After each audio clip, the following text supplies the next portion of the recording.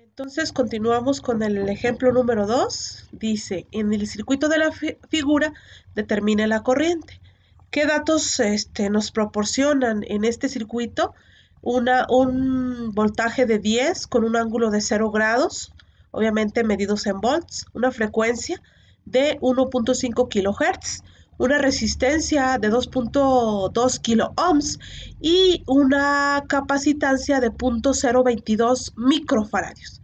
Como estamos hablando de capacitancia, obviamente hay que convertir este valor de capacitancia a reactancia capacitiva. Entonces, la fórmula ya la conocen ustedes, es esta. Entonces, ¿cómo vamos a hacer esa conversión? Pues sustituyendo en esta parte los datos que tenemos a la mano.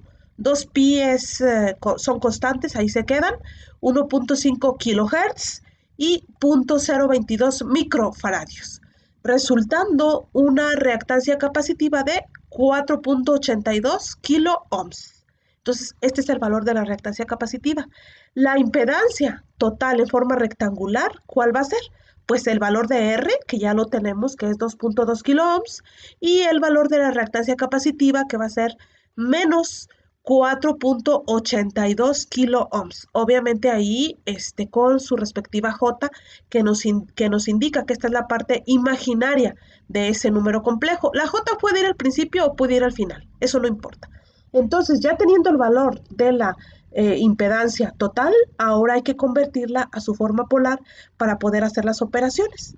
No olvidar que las divisiones y las multiplicaciones son mucho más sencillas de realizar en su forma polar. Entonces vamos a convertirlas. El valor de esa magnitud, yo le puse R, va a ser igual a 2.2 kilo ohms al cuadrado más menos 4.82 kilo ohms al cuadrado con su respectiva raíz. Esta fórmula es la de siempre.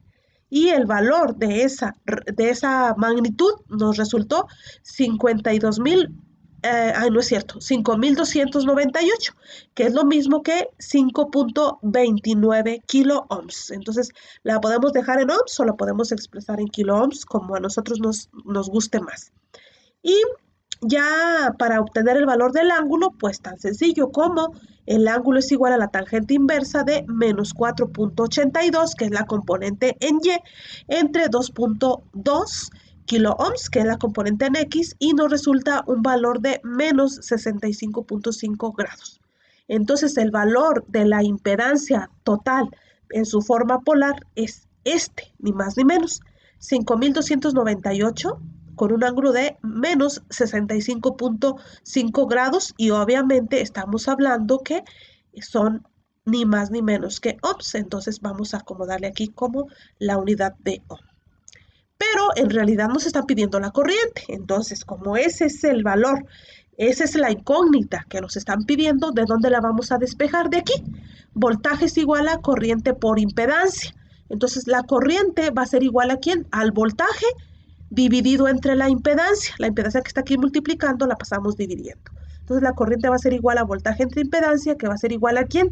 Al valor del voltaje, que es de 10 volts con un ángulo de 0 grados, dividido entre la impedancia. Entonces vamos a dividir magnitud entre magnitud, es decir, 10 entre 5.298, y los ángulos se restan. Entonces aquí en este caso va a ser nuestra operación así. 10 entre 5.298 nos resulta 1.89. Al hacer la resta de los ángulos 0 menos 65.5, nos va a resultar un valor de 65.5 positivo. Por esto, acuérdense, en la división los ángulos se restan. Entonces, por eso les estoy diciendo que es menos por menos, porque estamos hablando de que obviamente vamos a utilizar ahí las leyes de los signos. Entonces, por esta sencilla razón, nuestro ángulo nos resultó de 65.5 en positivo. Entonces, el valor de la corriente es de 1.89 con un ángulo de 65.5 miliamperes.